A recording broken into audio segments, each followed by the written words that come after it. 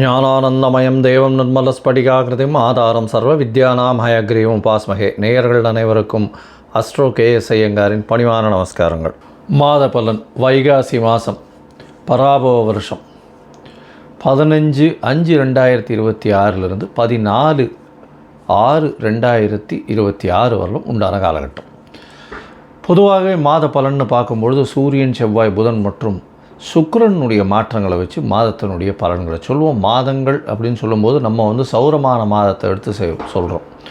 சூரியன் ஒரு ராசியிலிருந்து அடுத்த ராசிக்கு செல்லக்கூடிய விஷயத்தை சௌரமானம்னு சொல்கிறோம். வைகாசி மாதம் அப்படின்னா ரிஷபத்தில் சூரியன் இருக்கும். சரி, இந்த மாதத்தினுடைய கோல்சாரம் என்ன, இந்த மாதத்தில் வரக்கூடிய விசேஷ நாட்கள் என்ன அப்படின்றத பார்க்கலாம். இந்த மாதத்தினுடைய கோல்சாரம்னு எடுத்தோமேயானால் மாதத்தின் அதாவது இந்த காலபுருஷ தத்துவத்தின் முதல் ராசியான மேஷத்தில் செவ்வாய், சூரியன், புதன் மற்றும் சுக்கிரன் இந்த 3 கிரகங்கள் ரிஷபத்தில், குரு மிதுனத்தில் இருக்கார், சிம்மத்தில் கேது, ராகு பகவான் கும்பத்திலையும், மீனத்தில் சனி. இது ராகு கேத்துக்குள்ளே எல்லா கிரகங்களும் உள்ளே வருது. இந்த மாதம் பிறக்கும் பொழுது பார்த்தாலேயானால் அப்படி இருக்குது. இந்த மாதத்தில் வரக்கூடிய சில மாற்றங்கள் என்ன அப்படின்னு பார்த்தாலேயானால் சுக்கிரன் 15ஆம் தேதி அன்றைக்கே மிதுனத்துக்கு போயிடுறார். அதற்கு பிறகு பார்க்கும் பொழுது 26ஆம் தேதி அன்றைக்கி 3 மாற்றங்கள் நிகழ்கிறது. அதில் ஒரு பெரிய மாறுதல் அப்படின்னு சொல்லக்கூடியது வருட கிரகமான குரு பெயர்ச்சி அடைகிறார். எங்கே? மிதுனத்திலிருந்து கடகத்துக்கு. தனியாக அதற்குன்னு ஒரு வீடியோ போடுறேன். அதாவது குரு பெயர்ச்சி பலன்கள் ஒரு ராசியாக தனியாக போடுறேன், அதையும் பாருங்கள். அது 26/5 அன்றைக்கி. அதற்கு பிறகு பார்த்தோம்னா 26/5 அன்றைக்கே சுக்கிரன் மிதுனத்திலிருந்து கடகத்துக்கு வர்றார். அது தவிர புதன் ரிஷபத்திலிருந்து மிதுனத்துக்கு போகிறார். இது இந்த மாதத்தினுடைய மாற்றங்களாக இருக்குது. சரி, இந்த மாதத்தில் வரக்கூடிய விசேஷ நாட்கள் என்ன அப்படின்னா 16/5/2026 அன்றைக்கி அமாவாசை, வைகாசி மாதத்தினுடைய அமாவாசை. அதற்கு பிறகு 28/5/2026 அன்றைக்கி அக்னி நட்சத்திரம் முடிவு. அதாவது அக்னி நட்சத்திரம் பார்த்தாலும் ஒரு 22லேருந்து 28 நாள் வரலும் இருக்கும். இந்த 28 நாளில் அதீதமான வெயில் அடிக்கக்கூடிய காலகட்டமாக இருக்கும். இந்த மே மாதம் 4ஆம் தேதி ஆரம்பிச்சது, அதாவது சித்திரை மாதத்தில் ஆரம்பித்தது, பரணி நட்சத்திரத்தில் வரும்பொழுது, சூரியன் பரணி நட்சத்திரத்தில் வரும்போது ஆரம்பித்தது. இப்போ அது 28ஆம் தேதி அன்றைக்கி முடிவடைகிறது. 24 நாட்கள் 25 நாட்களில் முடியறது.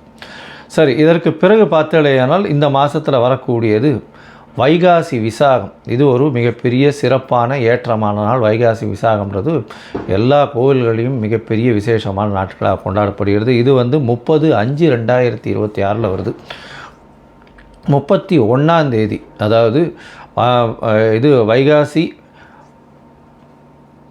பௌர்ணமி, அதாவது வைகாசி விசாகத்துக்கு அடுத்தது அனுஷ நட்சத்திரம் பார்த்தோம்னா மிகவும் ஏற்றம்.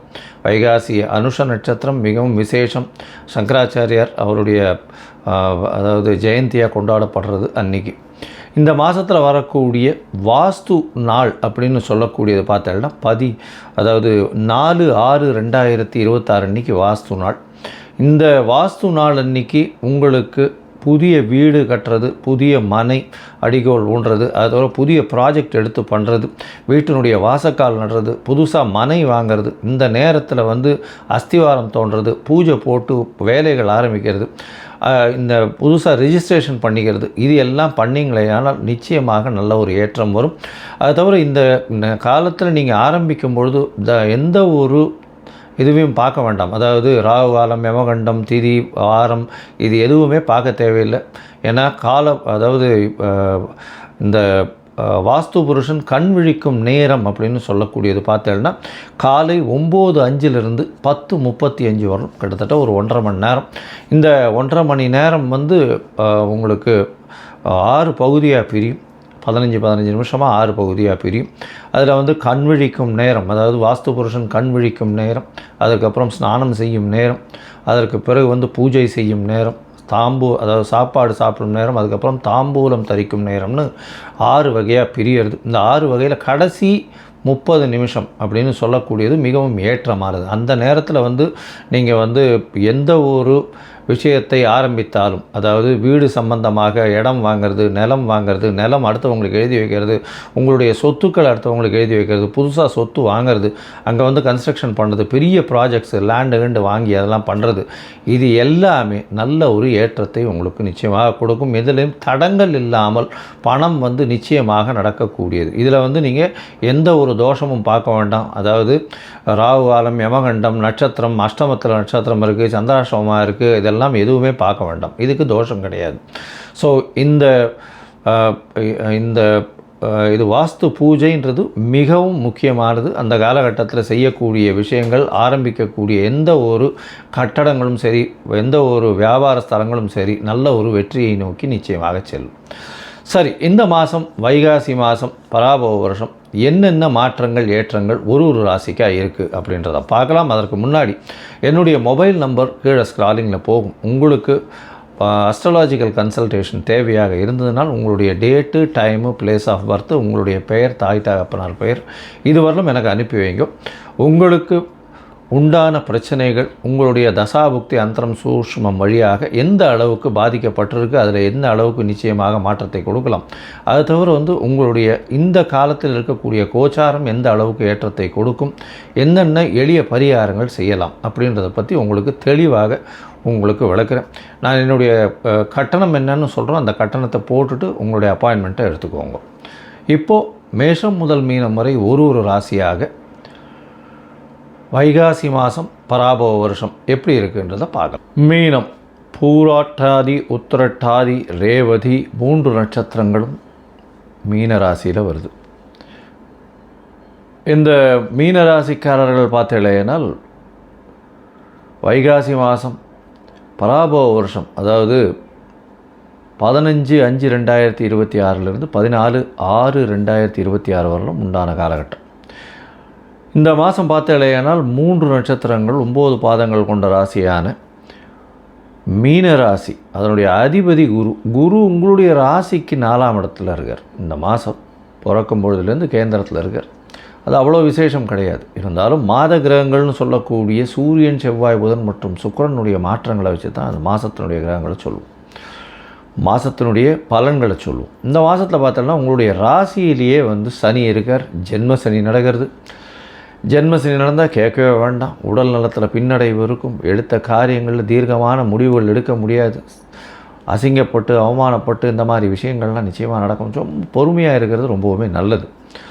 ராசிக்கு 2ஆம் இடத்துல செவ்வாய் இருக்கார். அதனால் தடால்னு கோபம் வரும். பேச்சில் நிதானம் தேவை. பேச்சின் மூலியமாக சிறு சிறு தொல்லைகள் வரக்கூடிய வாய்ப்பு, அதுவும் ஜென்மசனி வேறு நடக்கிறது. அதனால் கொஞ்சம் ரொம்பவுமே ஜாகிரதையாக இருக்கிறது நல்லது. பேச்சை குறைக்கிறது நல்லது. உங்களுடைய ராசிக்கு பார்த்தாலேயானால் 3ஆம் இடத்துல சூரியன் 6ஆம் அதிபதி 6க்கு 10ஆம் இடத்துல இருக்கார். 3ஆம் இடத்துல போய் இருக்கார். அதனால் முயற்சிகளில் சிறு சிறு பின்னடைவு இருக்கும். அது தவிர பார்த்தாலேயானால் 6ஆம் அதிபதி 3ஆம் இடத்துல இருக்கிறது சிறப்பு. புதிய வேலை கிடைக்கும், வேலையில் மாற்றம் கிடைக்கும், வேலையில் ஏற்றம் கிடைக்கும். ஆனால் கமிட்மெண்ட் ஏதாவது பண்ணிங்கன்னா அதை அச்சீவ் பண்ணுறதுன்றது கஷ்டம். அது தவிர பார்த்தாலேயானால் முயற்சிகளில் சிறு சிறு பின்னடைவு வரக்கூடிய வாய்ப்புகள் நிச்சயமாக உண்டு. உங்களுடைய ராசிக்கு 3ஆம் அதிபதினு சொல்லக்கூடிய சுக்கிரனும் 4ஆம் இடத்துல இந்த மாதம் பிறந்ததுலேருந்து போகிறார். குருவோட சம்பந்தத்தில் இருக்கார். 4ஆம் இடத்துல சுக்கிரன் இருக்கிறது, கேந்திரம் பெற்று இருக்கிறது, மிகப்பெரிய ஏற்றம், திக்பலம் பெற்றிருக்கிறது. அது ரொம்பவுமே விசேஷம். அது தவிர பரிவர்த்தனை யோகத்தில் சுக்கிரனும் புதனும் சேர்ந்து இருக்கிறது. நிச்சயமாக உங்களுடைய முயற்சிகள் எல்லாத்தையும் முயற்சி எடுக்க வைப்பார். ஆனால் அதில் தடங்கள் வரக்கூடிய வாய்ப்புகள் உண்டு. பொறுமையாக இருக்கிறது ரொம்பவுமே நல்லது. இந்த மாதம் பார்த்தாலேயானால் 26/5/2026 குருவினுடைய மாற்றம் பெரிய ஏற்றத்தை கொடுக்கும். குழந்தை பிராப்தி ஏற்படக்கூடிய வாய்ப்புகள் உண்டு. 12ஆம் இடத்தில் இருக்கக்கூடிய ராகு பகவான் தூக்கத்தை கெடுப்பார். தூக்கம் இல்லாத இருக்கக்கூடிய வாய்ப்பு, அலைச்சல் கொஞ்சம் அதிகமாகவே இருக்கக்கூடிய வாய்ப்பு, வெளிநாடு வெளியூர் போகக்கூடிய பாக்கியம் உண்டு. இருந்தாலும் அலைச்சல் கொஞ்சம் அதிகமாகவே இருக்கக்கூடிய காலகட்டமாக அமையும். உங்களுடைய ராசிக்கு 5ஆம் இடத்துல சுக்கிரன் போகிறார். 3க்கு 3. அதனால் ஆண் மலட்டுத்தன்மை இருக்கிறவர்களுக்கு இப்பொழுது ஆண் மலட்டுத்தன்மையில் சற்று இந்த கவுன்ஸ் எல்லாம் ஏறக்கூடிய வாய்ப்புகள் நிச்சயமாக இருக்கும். அதன் மூலியமாக குழந்தை பிராப்தி ஏற்படக்கூடிய பாக்கியங்கள் நிச்சயமாக உண்டு. 8ஆம் அதிபதி 5ஆம் இடத்துக்கு போகிறாரு சார் அப்படின்னா குழந்தைகள் மூலியமாக சிறு சிறு தொல்லைகள் வந்தாலும், தேவையற்ற செலவுகள் வந்தாலும் குழந்தை பிராப்தி ஏற்படக்கூடிய வாய்ப்புகள் இந்த காலகட்டத்தில் உண்டு. சரி, மொத்தத்தில் பார்க்கும் பொழுது இந்த மாதம் இந்த மீனராசிக்காரர்களுக்கு ஜென்மசனி இருக்கிறதுனால கொஞ்சம் பொறுமையாக எந்த ஒரு விஷயத்தையும் டீல் பண்ணுறது நல்லது. மன அழுத்தங்கள் அதிகமாக இருக்கக்கூடிய காலகட்டம். பேச்சில் ரொம்ப கவனமாக இருக்கணும். பண வரவிற்கு பஞ்சம் இருக்காது. நிலம் சம்பந்தமான விஷயங்களில் நல்ல ஒரு ஏற்றம் கிடைக்கும். நல்ல ஒரு மாற்றங்கள் இருக்கக்கூடிய வாய்ப்புகள் உண்டு. முயற்சிகளில் வெற்றி கிடைக்கக்கூடிய வாய்ப்புகள் சற்று கம்மியாக இருக்கும். முயற்சிகளில் சற்று பின்னடைவு இருக்கும். ஜாகிரதையாக இருக்கிறது நல்லது. புதிய வீடு முனை வாங்கக்கூடிய வாய்ப்புகள் உண்டு. அதை தவிர புதுசாக கடன் வாங்கக்கூடிய காலகட்டமாகவும் இது அமைய போகிறது. படிக்கக்கூடிய மாணவர்களுக்கு பார்த்திங்கன்னா சிறு சிறு பிரச்சனைகள் வரும். மென்டல் டிப்ரெஷன் வரக்கூடிய வாய்ப்பு. அதை தவிர காம்படிட்டிவ் எக்ஸாம்ஸ்லாம் கொஞ்சம் பின்னடைவு இருக்கக்கூடிய வாய்ப்புகள் நிச்சயமாக இருக்கும். அது தவிர பார்த்தாலேயானால் படிக்கக்கூடிய மாணவர்கள் வெளிநாடு வெளியூர் போய் படிக்கணும்னு நினைக்கிறவங்களுக்கு சற்று பின்னடைவு இருக்கக்கூடிய காலகட்டமாக அமைப்போகிறது. இந்த மாதத்தில் உங்களுடைய முயற்சிகள் நிச்சயமாகவே கொஞ்சம் பலவீனமாகவே இருக்கும். இருந்தாலும் சில நாட்கள் அதையும் தாண்டி செய்யாமல் இருக்கிறது நல்லதுன்னு சொல்கிறோம். அந்த சில நாட்கள் சந்திராஷ்டம நாட்கள்னு சொல்கிறோம். சந்திரன் 8ஆம் இடத்துல இருக்கும்பொழுது புதிய முயற்சி வேண்டாம், வெளியூர் வெளிமாநில பிரயாணம் வேண்டாம்னு சொல்கிறோம். ஒருவேளை பண்ண வேண்டி இருந்ததே ஆனால் சந்திரனுக்கு உண்டான எளிய பரிகாரம்னு சொல்லக்கூடிய அருகில் இருக்கக்கூடிய கோசாலையில் உங்களால் முடிஞ்ச அகத்திக்கீரை கட்டு கொடுத்துட்டு போங்க. நிச்சயமாக சந்திராஷ்டமத்தின் தாக்கம் குறையும். இந்த சந்திராஷ்டமம் என்னைக்கு வருது அப்படின்னா 28/5/2026 30/5/2026 வரலும் உண்டான காலகட்டமாக அமையுது. அதனால் இந்த சந்திராஷ்டம நாட்களில் புதிய முயற்சி வேண்டாம், வெளியூர் வெளிவாண்ட பிரயாணம் வேண்டாம். இந்த காலகட்டத்தில் பார்த்தீங்கன்னா உங்களுடைய தசாபுக்தி அந்தரம் சூக்ஷ்மமும் சரியில்லை. அதாவது ஏற்கனவே இந்த கோச்சாரம் அந்த அளவுக்கு விசேஷம் இல்லை.